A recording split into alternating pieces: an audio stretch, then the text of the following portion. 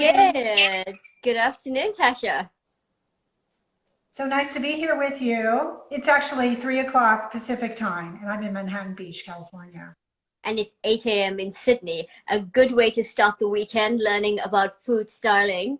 Welcome, everyone. I'm Bridget Leslie. I'm from the Travel Writers Radio Show, and today I have the great privilege of hosting Tasha Powell. She's in Los Angeles, and she's ready to do a food styling quick masterclass with us. Tasha, welcome. Thank you, Bridget. What is food styling, and why should we want to know about it? So food styling is a career, and I did go to culinary school. I went to Le Cordon Bleu. And so what that means is you work with food photographers, you can work with news broadcasters, film directors. Anytime there is a scene with food or a cookbook that requires photography, usually a food stylist is paired with a food photographer or a videographer. So it's a professional job, and I've been on a lot of sets, TV and film, satellite media tours. So the professional way is really to prepare food, always to make it look beautiful and perfect for the scene that you've been hired to food style for. However, you can take all the tips and tricks and bring them into your own home and have a lovely party and just wow your guests with a few simple tricks, which I will show you today. I'm actually doing 3 demos today. Fantastic. It sounds like we've got a packed agenda there. I'll let you start. Over to you. Okay, thank you. So I just wanted to give you a quick view. I'm going to be pretend entertaining in my kitchen today because of the COVID-19. I will have no guests tonight, but I just wanted to show you what I normally do. So for an appetizer party, I was inspired because I live part-time in France, and an appetizer party in France, sometimes it's called an apéro or an apéro dînatoire. And what that means is it's casual, it's fun, it's spontaneous.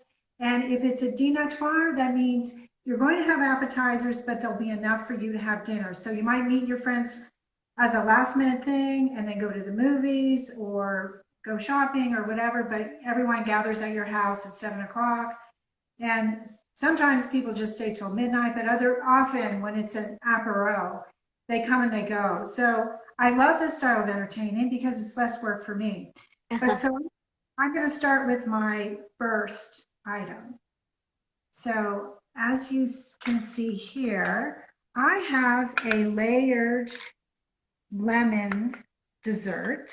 It's made with pound cake and lemon curd. So I'm going to show you how to do this. So I have cutters right here, round cutters, and I'm going to cut some cake in a round form and put this in this pretty glass. And then I'm going to put some lemon curd on top of that. And then because the glass has a V shape, I'm using a slightly larger cutter. And I've got some pound cake that fits just perfectly on the top. I'm going to put more lemon curd. This is very easy to make. Lemon curd on top. And then to decorate it, what I like to do is use a seasonal fruit. So I've got figs right now are in season, and I always like to have a pop of color, which is mint. And I made some whipped cream.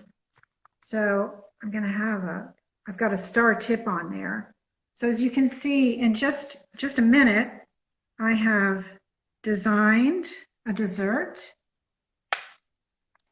And voila. Looks fabulous. Very easy. So Now go ahead. we've got a few people joining us from the Caribbean. No doubt they can make this over there in a tick because they've got some great fruits in the summer that they enjoy too. Oh, sure. You can use a lemon curd. You can make a pineapple curd. Maybe they have passion fruit, but there's all kinds of possibilities. But I always use fresh. I always use seasonal. And I always use a pop of color, and I'm always very conscious about texture. So if you have something crunchy in your dish or just very different textures, it always gives your guests something fun to do while they're eating. And Anyway, that was the dessert, and I just wanted to do a comment on the presentation. What's great when you're doing an apéro party is just to have different levels. I often use cake stands, even though there might not be cake on them, just because they give you a level, and it just makes it more interesting for the eye. Different colors, different styles. It doesn't have to be matchy-matchy. It's kind of what you have. I always use wood, so I've got this beautiful wood display right here. And I have a wood chopping board that I put my charcuterie plate on. So lots of layers, lots of colors. So that was one of the desserts. I also made a banana tarte tartine, just to mention it. And that's a caramelized banana. Normally you use apples, but yesterday I made it. I made it with bananas. So right now, I'm going to show you how to make a savory appetizer. And I've made some in advance, which are right here. And I'm going to break it down for you. So I call this a pork slider. I'm going to put that right here. So about an hour ago, I baked some wontons for 8 minutes in the oven. And I used a mini cupcake tray and a regular cupcake tray. And I just cut off the tips and baked those for 8 minutes. And then I have pork with some barbecue sauce. And I put that right in these. Okay, Because we've lost you there for a minute, Tasha. Because okay, of the so live stream, we've lost you for a minute. Okay, so I don't know if what you heard, but I made crispy wontons. I baked them in the oven for 8 minutes using cupcake tins. So you basically put them in there, you spray a little bit of vegetable spray first and form them, bake them for 8 minutes. They turn out brown and crunchy. And then I put in the pork.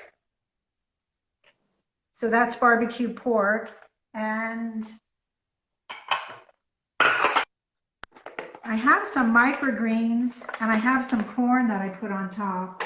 So one of my favorite tools for food styling is a very long tweezers or forceps. Microgreens are great because they give you a punch of color and they make your dishes sophisticated.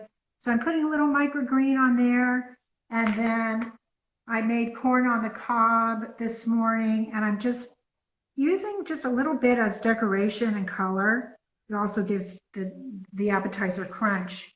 So I'm adding 2 more to my display here. And really what I like to do when I'm doing this kind of party, an apéro party, appetizer party, is to have little things that people can grab and go, and they're just milling around the kitchen and talking, and it makes it so much easier for me. And makes the conversation go very easy as well as you're enjoying your food and a glass of wine or something in your hand. Yes, yes. It makes it easier on the host, and I just want to know if anyone has any questions so far, and then I'll prepare the next dish. Well, no questions, but lots of comments, and no doubt people are enjoying the demonstration. It's the first time I'm hosting a food stylist on live stream as well, and welcome everyone. One of the questions I have for you is, what's a typical day in the life of a food stylist, real quick? Well, that's a great question. And the answer is there's no typical day because every job is so different. But if I had to say what was typical, you get up super early, you go shopping for the job, you make sure you're prepared, you check in with your client, you ask a lot of questions. And they may say, oh, we're doing 12 shots today, and here's the shot list, and it'll be really simple. And then you might show up on the set and they'll say, well, we want 3 versions of each of the 12. And all of a sudden it's a bigger day. It might actually jump into 2 or 3 days because sometimes the client doesn't know exactly what they want. So there's always shopping, there's prepping, there's decorating the set. So prop styling comes into play. Even if the client doesn't think It does. It does. It's a very important part of the whole presentation of the food. So no typical day, but be prepared, bring your kit, ask questions, and bring everything under the sun in your car. Fantastic tip there. So this is what I call for the summer. This is my showstopper, and I'm going to show you all how to make it. You might say, oh my gosh, I could never do that. But yes, you can, and I'll show you how to do it. This is a roasted leek salad with a little bit of mozzarella cheese, edamames, and if you're wondering what that vegetable is, that's a watermelon radish. So I'm going to show you how to build that, and you'll be astounded how quickly it is. So I did roast this morning some leeks. So I like to make this salad and serve it warm, but not super hot. So I love arugula. It's peppery, so I'm just going to lay down a little arugula on the plate. Now that's the equivalent of rocket here in Australia and in other places. Yes, it's rocket. The British, my British friends also say rocket, and in France they say rocket. So these are these gorgeous watermelon radishes, and they're crunchy and they're a little bit peppery. They're gorgeous for a presentation. A lot of people haven't worked with them, so they think, visually it's just amazing. So far I've got the rocket, I've got the radishes, and now I'm going to spoon on some roasted leek. Again, it's a very popular vegetable, more in France than I would say in the United States.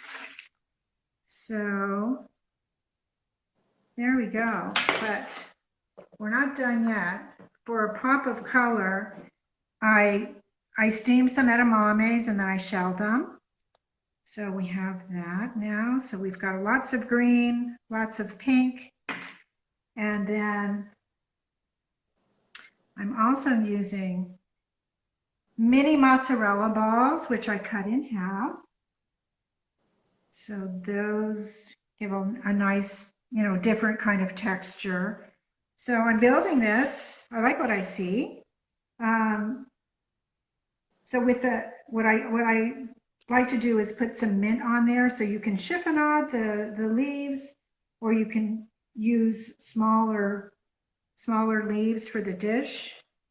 And what chiffonade means is to cut the leaves in a ribbon shape. So I'm just going to do a quick demo on that. So you pile a few leaves on top of each other, like so. I've got 4 now. That should be enough. And you roll them up. And then, so what I'm doing is just cutting them so they turn into ribbon. And then I sprinkle the chiffonade on top of the salad. And I'm not done yet. I have a little bit of grated Parmigiana for the top. And I mentioned earlier that I cut the wontons from the sliders. I cut the tips of the wontons off. And this is a nice crunch. So I'm going to put a little of those tips on top of the salad. You've got the crunchy element. And the last thing is I also made a vinaigrette. So I'm just going to put a little bit of vinaigrette on top here. And to finish it, fresh pepper. So for Looks me, amazing. thank you. So this is what I call my secret weapon for the summer. It's fun, it's fresh. I also serve it with lemon slices because I didn't put that much vinaigrette on it, but this also gives it a pop of color. So I'm going to have my cameraman take you through here while I sort of clean up in the background, and then I'll take more questions. All right. Well, we've got a good few people listening in from all parts of the world. Definitely the Caribbean's in the house, and then we've got a few people from the USA and no doubt Australia. So, Tasha, tell us how did you develop your passion for food? Well, I've been lucky to spend a lot of time in France, specifically in the south of France. And all my French friends, no matter where they are in France, they talk about food. While they're eating a really delicious meal, they're talking about their next meal. They have a love and respect for ingredients. And it just being in France, starting a long time ago, I just changed my opinion of food compared to what I was used to in the United States. So I was totally motivated. And I used to be a director of product development for toys. And I just longed to go to culinary school. So I eventually went to culinary school about 10 years ago, and I did an externship in the south of France at a Michelin star restaurant called La Fenière. And it just totally changed my way of eating, of thinking, of presenting, and really having food as part of my life, something to share with my friends, and just because this is how we connect as people. So, because of this lockdown, I'm really missing entertaining right now. But I'm so happy to share some of my ideas on how you can create this fun party with very little effort. Just organize your ingredients and the ideas will start flowing.